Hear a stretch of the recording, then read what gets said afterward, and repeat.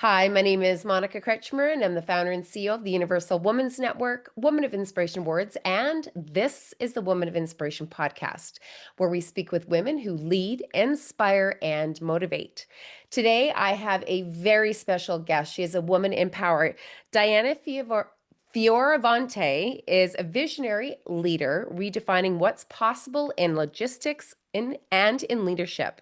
As the first female president for Kuehne+Nagel Canada, she oversees a team of more than 1,800 logistic experts across the country, driving innovation, culture, and growth for one of the world's most premier logistics companies. As a champion for people and purpose, Dianna is passionate about creating environments where teams can truly thrive. Her leadership philosophy, encouraging others to flip the switch, which is ironically the name of her upcoming book for 2026, about how individuals will step into their full power, how she's transformed the company's culture and inspired a new generation of leaders. Under her leadership, she has achieved gender parity on its executive team, a milestone that reflects her commitment to the equity and inclusion equation. Her impact has been recognized nationally through multiple Great Places to Work accolades, including Best Workplaces and Women-Led Organizations. And you know that I'm a big supporter of that, and the Most Trusted Executive Teams. Dianna's leads with authenticity, vision, and heart, proving that when people feel empowered, extraordinary things happen. Welcome, Dianna. Thank you so much, Monica. I'm really thrilled to be here today. So, we're just going to dive right in. I have said so many times that every woman has a story. So, when you look back on your younger years, driven by your grit and a fierce desire to succeed, what fueled you most about starting your journey? So when I was young, actually, I wanted to become a lawyer, and the reason being was because I love debate and I was fascinated by human stories. And I grew up with my grandmother watching Matlock, and I was watching Ally McBeal, and I always saw myself in a courtroom. But my life actually took a different path, and I spent the last 25 years in all different types of boardrooms and also multiple industries. And that started in insurance, going into risk management, and then global logistics. But it all led me to sort of my path of leading with in complexity, but also with a quiet power and with purpose. And so now that leads me to where I am today as president of Kuehne+Nagel Canada, and also to the birth of my book, Flip the Switch, which I'm super excited about. That is so exciting. And I haven't heard those names of those TV shows in a very while. That is totally my era, I've got to say. Ally McBeal, like I cannot even remember the last time that I've heard about that. But you know, we're going to get into talking about your book, but you've said that leadership is about courage and about raising your hand when it matters most. So what was the moment that you flipped the switch from playing it safe to leading with fearless intention?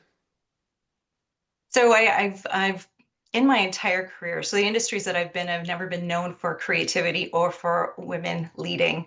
And so there's been a lot of barriers in my career where I've gotten to a point where I've had to flip my switch. And I don't really think I knew exactly how or when I was doing that until later on.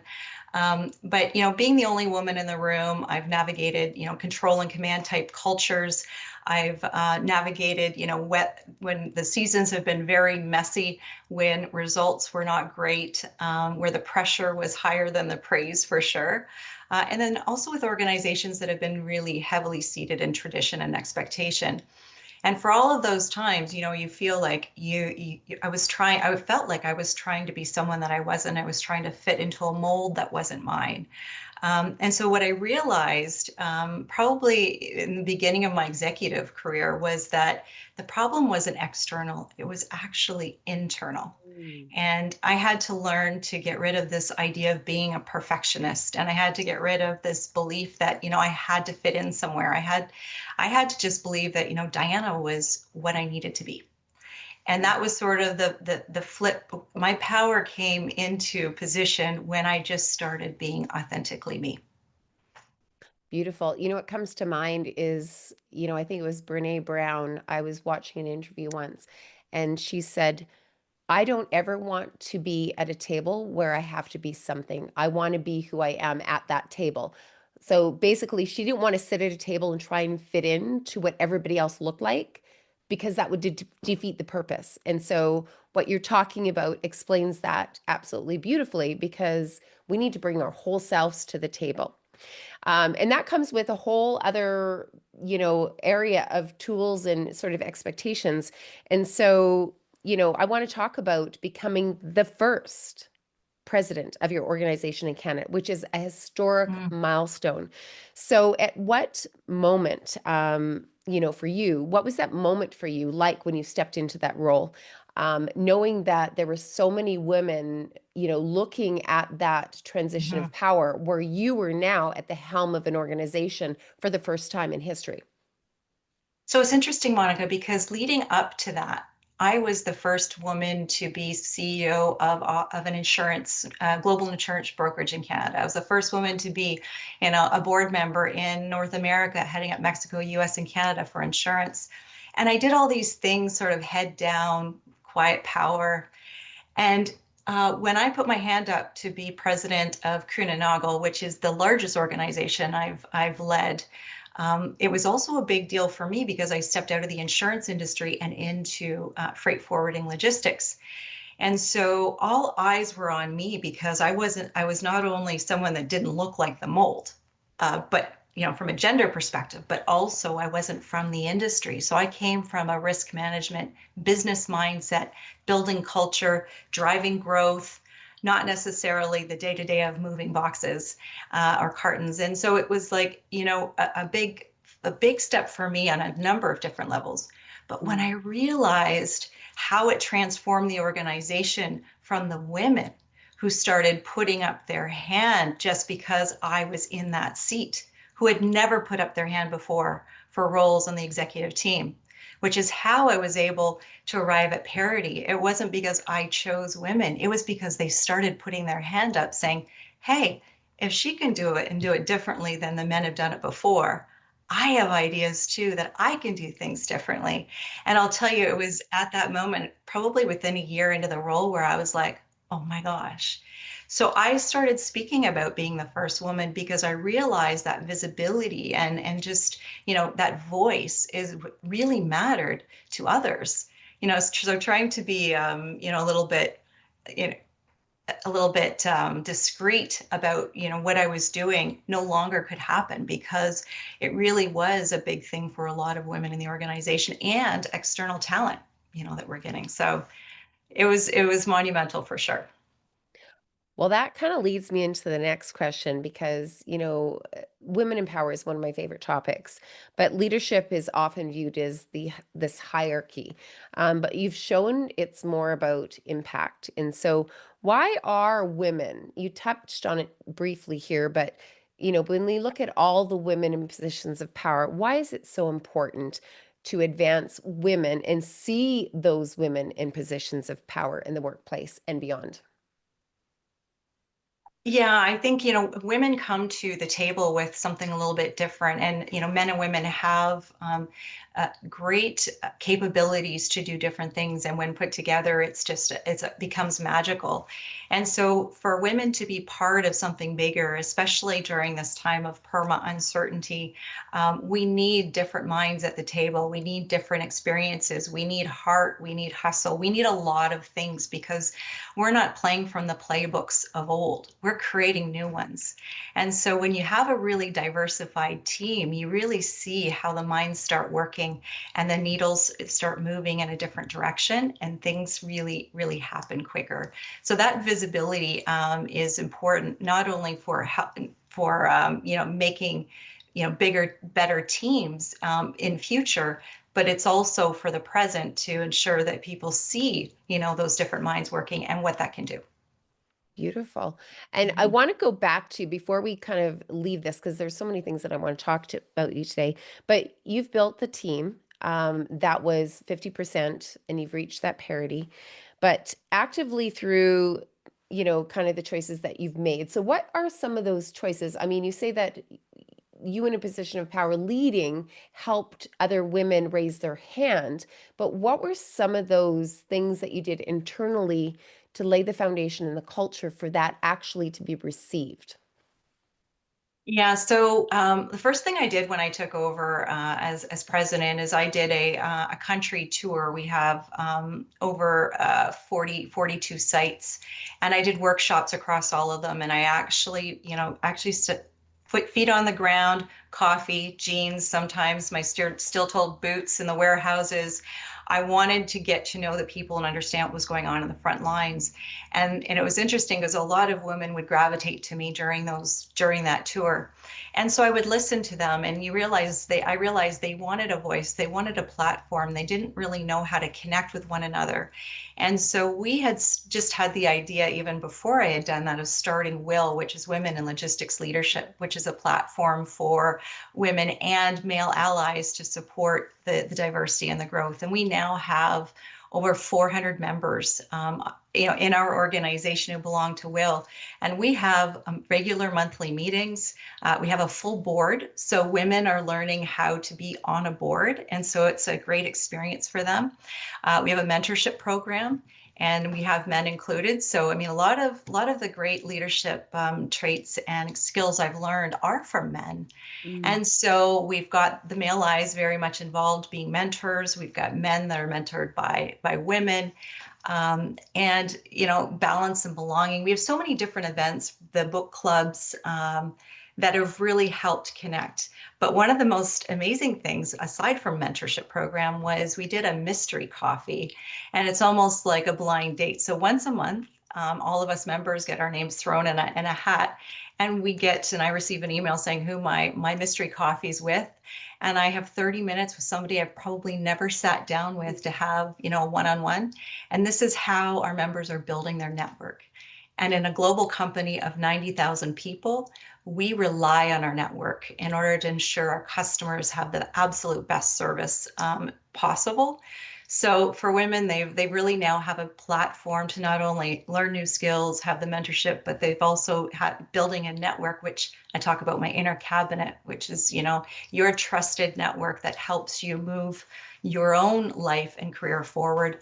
They're starting to build that too. I love the mystery coffees. And sorry, I had a tickle in my throat, so I pressed pause, but you couldn't hear that. Um, I love the mystery coffees. I think that's a beautiful idea. How like original. And especially, over Zoom, you can Mhm. reach and have coffee with anybody in your company worldwide. So that's really exciting. Um, I just want to go back to the leadership aspect of it because you have been described as a natural leader. And I can see why. But somebody who's led a team, how would you define leadership in today's world? It's a little bit different than it was 10 years ago. And moving forward, it's going to like it's this constant evolution where we're seeing more women in positions of power. So how would you describe that leadership now? Because there's lots of examples and it's really changing. So I have a part of my book when I talk about when the world stopped, in the pandemic. And I really believe that it was at that point in time where there was a real microscope on leadership. And you could see at that time when some chose to lead from a place of fear and be very much control and commanding, and others came through with empathy, integrity, and authenticity. And, I talk about we as, executives in our, offices, hallways, typically doing our executive thing. When all of a sudden, when the world stopped, we were in people's living rooms, we were in their kitchens, Yeah. we were, there's Lego on the side, we would meet their children, their dogs, their pets. And so the leaders that really lead from a place of authenticity, and I call it keeping it real. So for me, leadership, my motto is keeping it real, and that is being resilient, that is being leading with empathy, authenticity, and leading with the idea of building a legacy. So Mm.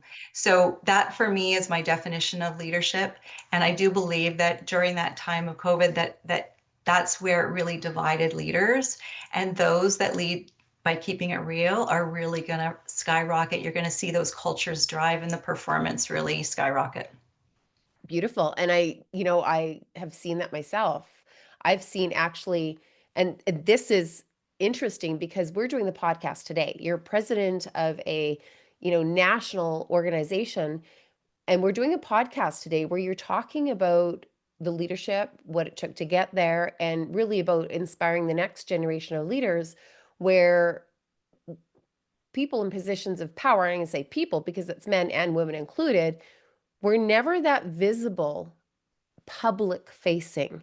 It was more internal. So do you see that shift happening as well, of using your voice for good in that area?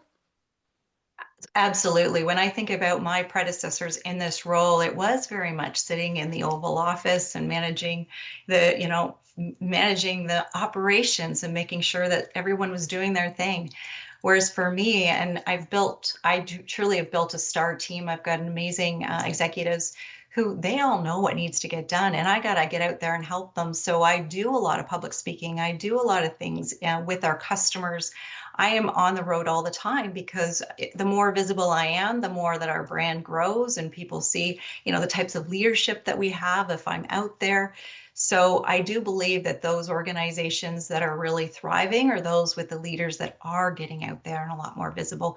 And I think women in a lot of ways tend to be able to do that much easier for some reason, and they really take that chance to get out. And I really do think that that's the future for our future leaders, is to be more visible. Beautiful. I love that. And you lead by example. Mhm. I'm going to flip the switch here. We're going to move on to another little area. And we talked about authenticity before. Mhm. And so let's dive a little bit deeper there. You've said that the greatest unfinished project is you. Stay inspired. So, what does that mean to you? And how do you stay inspired at the top? Mhm. So I lead by example, and I share this a lot with my organization. In that, the things that I'm working on for me is I'm always working to develop myself, and I share some of the things that I'm working on just to showcase my authenticity and my vulnerability, and that nobody's perfect. And regardless of what title you have, you're always going to want to continue moving the needle forward. So I speak about that a lot, and I get excited about those when I'm having a mystery coffee, and they'll talk about what they're working on. And becomes a big subject. Like, they'll say, Dianna, what are you working on right now in your project? And so then I share my book, Flip the Switch. I've just finished writing this book, and um, and when I say stay inspired, for me, like, joy is a value of mine. And when I was an early leader, I was really curious why some people really couldn't get excited about what they did for a living. I would be coaching these people. I think what you're doing is so exciting, and they just couldn't get excited about it. And what I realized is that they had lost their passion, their joy. They didn't know how to create that for themselves. And that's part of my Flip the Switch book, is how you can elevate. So I've got 6 P's that you need to align, but the first one is your person. And you have 3 buckets: your mind, your body, and your spirit. How Mhm. do you keep those cups full so that you can show up for your day in the best position possible? So the project that I'm working on always typically has to do with my 6 P's, but elevating my person is really, really important to me. And joy is definitely something that I find joy in absolutely everything I do. Even the worst possible situation you're in, I'm looking for that little piece of joy. Okay, so now we're gonna just jump right into those P's because the Okay. listeners that are listening, the ones that are watching, they're gonna go, okay, so you can't just stop here and move on to another question. So we're gonna have to get you to dive in and give us just a little bit of a sneak peek on number one. Let's talk about your book. Let's talk about, what was that moment? Because I'm writing my own memoir too. It's a big deal. Once you start investing into the idea, it's that moment. So, what was that moment for you that you knew, I got to write this? So it was a moment I was with my daughter when I often say, I've one day I'm going to write a book about this, because I run into, just as you, like, so many different scenarios that are just, some are really funny, some are just completely, you can't even believe they're happening. And it's just a point where it was during COVID. We were spending a lot of time at home, and I said it, and Lexi said, "Mom, Like you talk about everyone else working on their project. Like, why don't you make someday today? Like, get started. And so it was, and we said something about flip the script. And so then I'm like, you know what? I'm going to call this flip the switch because I've had to flip the switch quite a few times in my personal life, whether it was going through divorce, being single mom. So I go through that in my book. But also, during COVID, we had to flip our switch on going virtual. I stopped traveling. And then I decided to flip industries and go from insurance into logistics. And so there was a lot of things in my world at the time where the name of the book just made sense. And then my husband at the time, my husband now, it's been my husband of 13 Sorry, years, but husband, if you're listening. my second husband. But he says to me, Diana, like you just keep talking about flipping the switch, but like, how do you actually flip it? So I went into quite a, like just a reflection around, what are the steps that I do? So that's how the 6P model was developed. But the first one was around the person, and the easy flip was I actually called it the unpiss yourself switch. And that's getting out of that negative spiral and being able Mm, to flip it into, a place that's positive so you can actually turn that emotion into motion so that you can actually lead. mm. So, yeah. I Mhm. love it. So she was holding you accountable. Where's Totally holding yours, me mom? accountable. So It's of course I always dedicated the book to her because it was her idea to get me moving. But yeah, absolutely, it was her.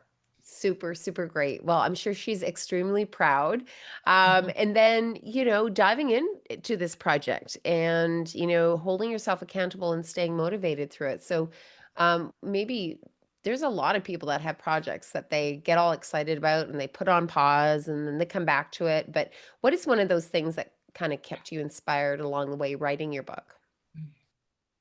I have such a passion for leadership, and so when I started, thinking about the stories and the journeys that I'd been on, it got me actually remotivated again to create. And I'm a very creative person, so this book helped me recreate stories. It helped me create models around what I'm doing, and then the coolest part is that my role today allowed me to practice. And so my organization, when they read the book, they're going to be like, oh my gosh, she's been doing this for years. But I was practicing different things to see what was working, what was not working.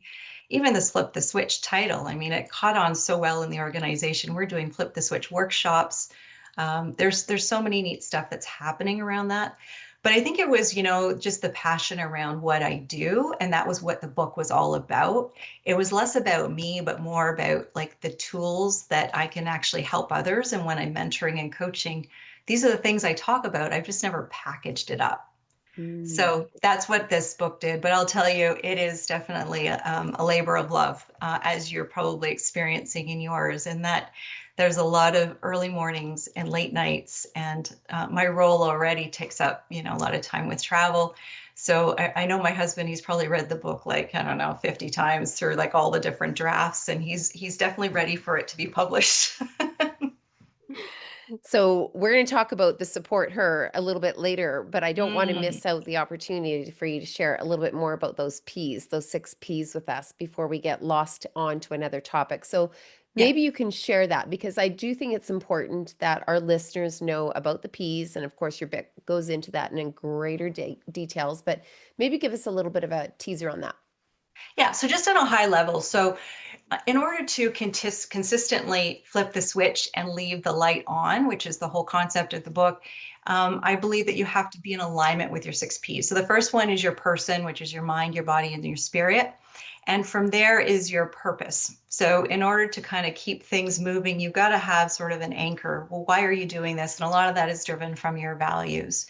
And the third one is your passion. So, when I spoke about that earlier, you can be fully, elevated as a person, but if you don't know what you get passionate about, and you're not doing what you're most passionate about, that's where you kind of lose some steam. So that was the third P, and the fourth P is your playbook.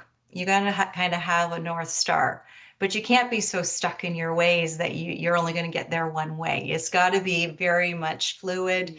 And I talk about how if I'd only said I'm going to be a CEO of a national insurance company and I'd kept my focus on that, I would never be where I am today. And I would never, have the experiences or write the book that I'm writing and flipping the switch. The fourth one is perseverance. So, once you've got your person elevated, you've got your purpose in play, you're passionate, you've got your playbook, you got to persevere. And that becomes easier when all of those other P's are in play. Because when you're passionate about something, just like you're mentioning about my book, if it's aligned with your values and your purpose and you're feeling good about everything, you're gonna be able to persevere and take those reps, even get back up again. And the last P is partnership, and that is your inner cabinet. So you never have to walk alone. And a lot of leaders feel like, when they get to a certain position, they have to. And when you get to this role, especially at the president level, you're kind of on your own because there's a lot of confidential information you can't share with your team. So having your trusted advisory team, your kitchen table, that virtual place of people that are going to support you and have your back no matter what, you can test out different models and ideas in a safe place is just absolutely extraordinary and will unleash so much power within you. You know what? That was just my next question to ask you about that kitchen table. So I'm glad that that was part of that because it is really important. You Yeah. have to have a safe place, a trusted place that you can really test out your ideas and also get feedback, right? It's so valuable. So, as a woman in power, how do you pay it forward? I've heard a little bit about the network that you've created, but what does being a support her mean to you, and how can we really encourage more men to be allies and champions for women? And I wouldn't be where I am today without support hers. Most of the mentors that I've had in my world have been men. My dad, from a very early age, before I could walk, was my biggest cheerleader. My husband is my, anchor, my partner, and co-parent in life, and he's just, there's no challenge I take on that's too big for him to support. And my colleagues are such a big they keep pushing me forward. They have my back no matter what. So I wouldn't be able to do what I do today and flip the switch as often as I do if I didn't have those male supporters who've been great allies to me. So I share this a lot in that some women want to just stay with women and kind of cheer each other on, but you've got to have those male allies, those supporters that are going to be there to help you walk alongside you, to be there to advocate for you in rooms when you're not present. There's so many things and opportunities for them to help us, and by doing that in partnership, it just makes the path so much more rewarding.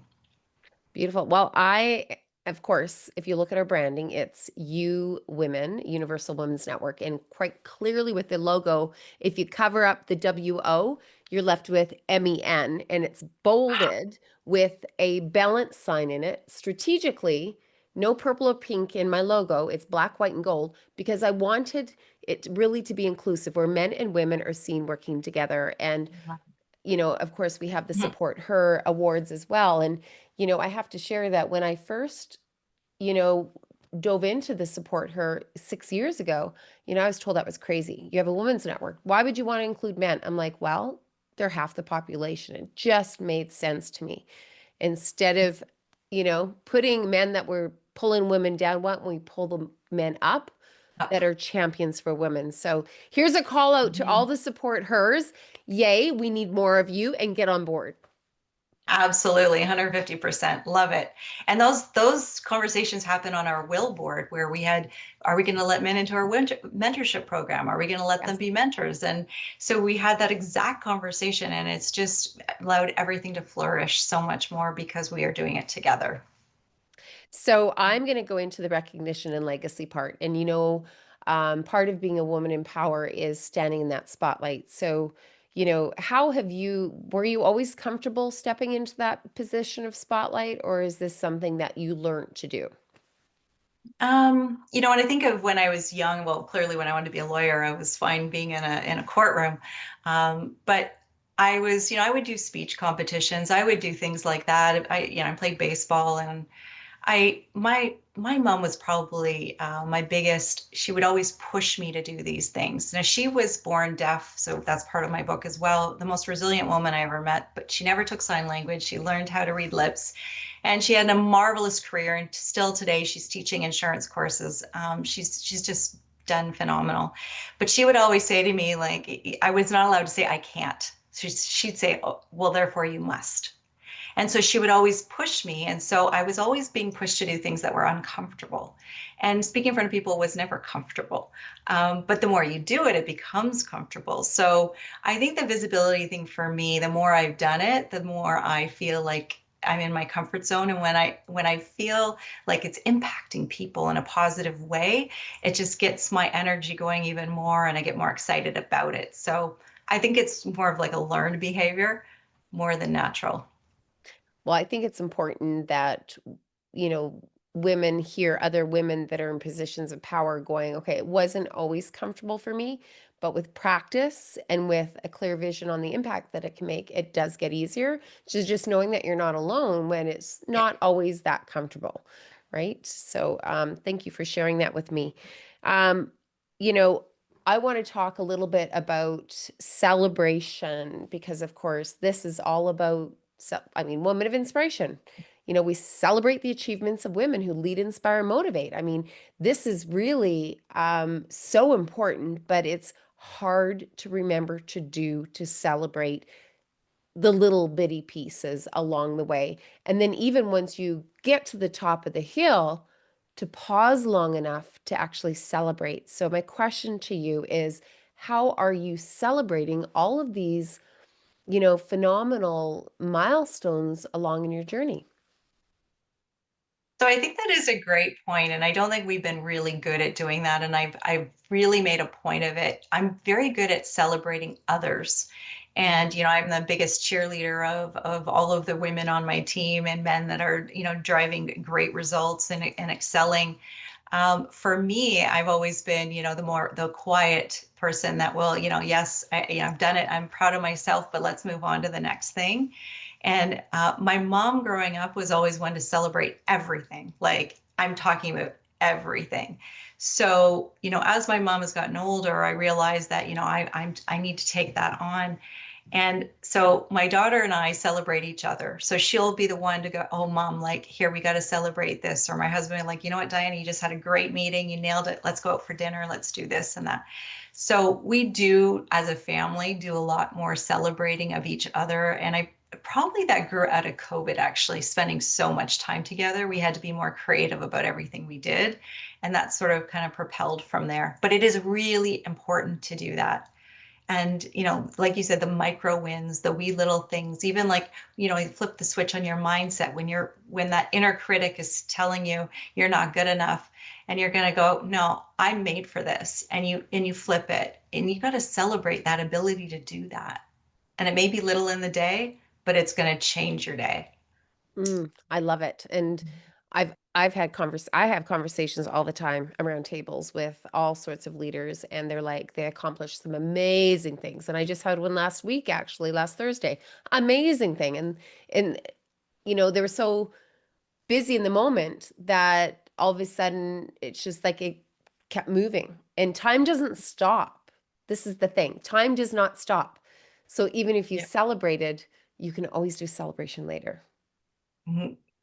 Yeah. So I look forward to celebrating with you at Woman of Inspiration, of course, and really recognizing your role as a woman in power. But you know, what does that mean for you? I mean, I used to struggle with that whole thing of, calling it woman in power, but I've Mhm. really come to fully embrace it as being such an important part of leadership and decision making. So what does being recognized as a woman of power mean to you?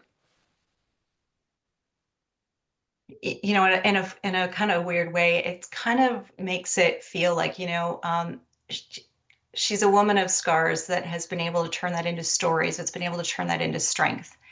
And I think no matter what woman in power or man in power that you speak to, they've come from a place or places of many scars that they've been able to overcome and been extremely resilient and get back up again to fight the good fight. My dad has a saying, who are you when no one is watching?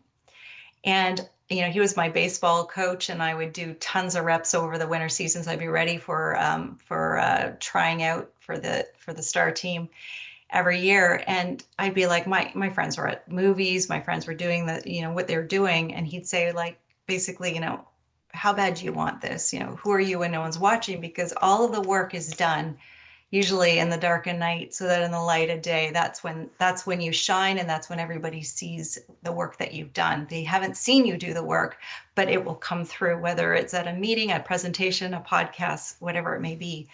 So for me, woman of power is, you get to that point where you're so strong and you know how to do those reps. You know what you need to do behind the scenes when no one's watching, so that when you get to that point when you've got to make that tough decision, you've got to make that brilliant play, that you've got the stamina, that you've got your six P's in order to be able to do that.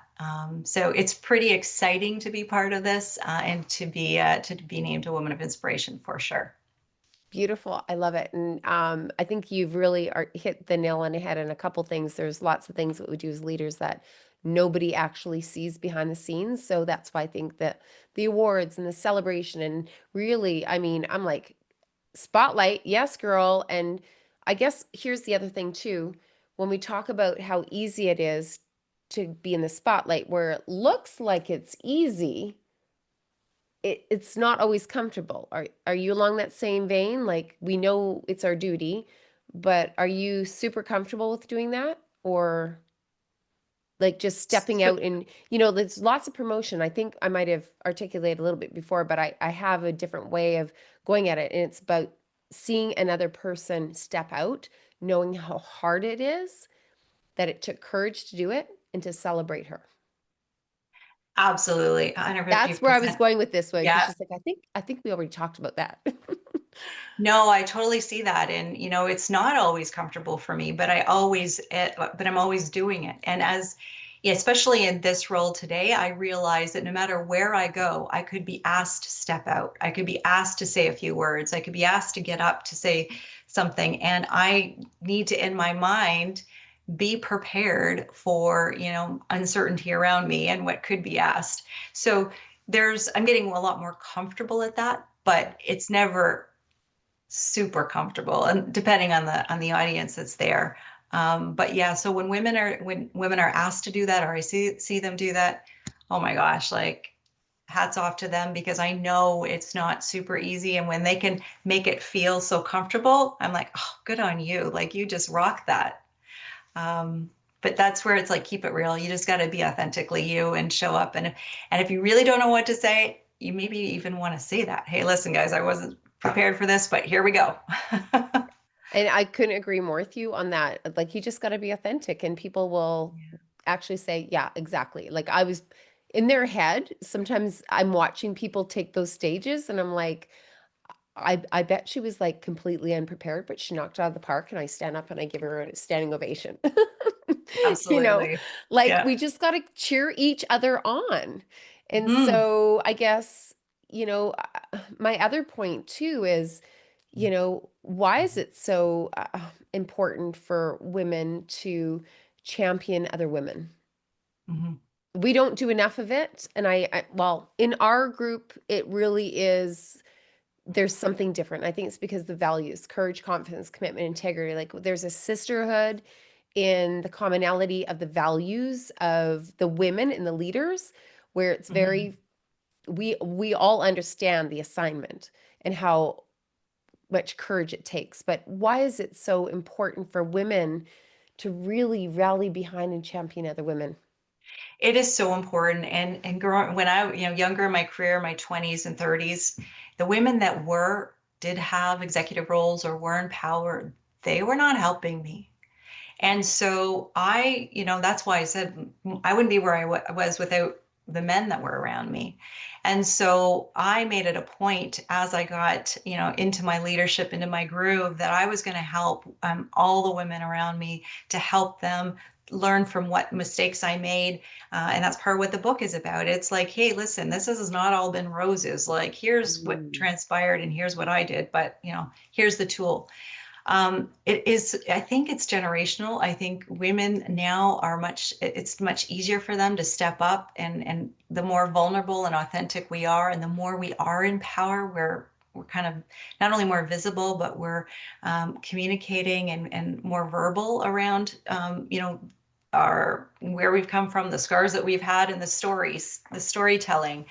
So I think that's all helped us relate to one another. I was just actually in Arizona at a mastermind, and I came home and I said to my husband, I go, I can't tell you how amazing the women were in this room.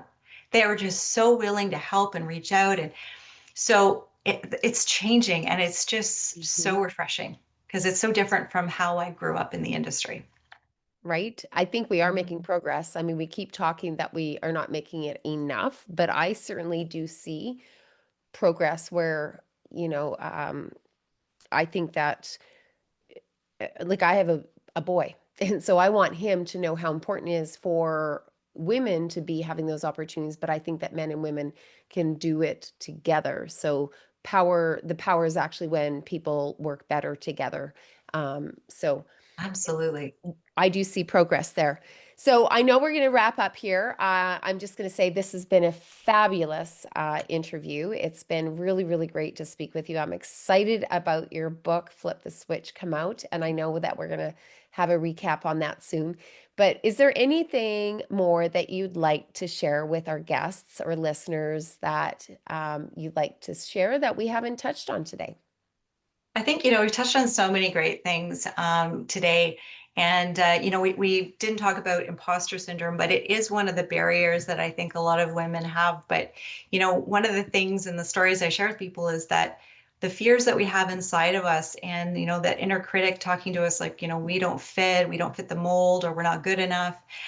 Funny enough that, when you're hired for a new role, and I have many stories around that, it's usually because you are different. And so trying to fit what was there before is actually not going to work for you, and it's not going to work for the company. So there's a lot of growth in imposter syndrome because it's actually because it's uncomfortable. It's actually because you're growing, and that's where the courage comes in. So that was something that I do share in the book. But I think my last message would just be to everyone, own your story. Um, don't ask for permission. Um, Yes. flip the switch, and like playing it safe is canceled. Just go for it. Yeah. Yeah. The worst regret is not doing anything personally. Absolutely. Absolutely. Hmm. Okay, so we always wrap up the Woman of Inspiration podcast with your definition of a woman of inspiration. Uh, so that would probably be the woman that, has scars, and she's got her stories, and she is now a woman of strength. But someone, that leads real. So who's very resilient, who is empathetic and sharing the load, who's authentic, and who's carrying a legacy in what matters most moving forward after she expires. Beautiful. Well, it's Mhm. been a pleasure having you on the Woman of Inspiration podcast. I'm sure the listeners and the viewers that are watching can agree on that one as well. So, how can they learn more about the leadership program that you have for your network? And as well as tell us when that book is going to come out and how people that are listening can get a hold of the book, because it's just give us some details around that so that this will live on forever and ever, but where's that book going to live? When's it coming out? And how can people learn more about your organization and what you do for women? Absolutely. So, organization is www.kuehne+Nagel.com. So, go to the company website. So, there's a lot of information on there. And please connect with me on LinkedIn. I'm on there, Dianna Fioravanti. I will be posting on there as soon as the book is ready, the link that you'll be able to grab it, and look forward to talking more about it as the months progress. Well, I want to say congratulations on so many levels. Of course, Woman of Inspiration Awards, you are a Woman in Power awardee. So congratulations. You are definitely a leader who is inspiring the next generation of leaders, and also the women beside us as well. Thank you. So I just want to say, listeners, if you enjoyed this podcast, I'm going to say, hit a subscribe and share widely. And then, of course, you have the links so you can connect up with Dianna and learn more about her work. So, thank you once again. And congratulations on your book and all your success. And I look forward to the journey ahead. Thanks, Monica.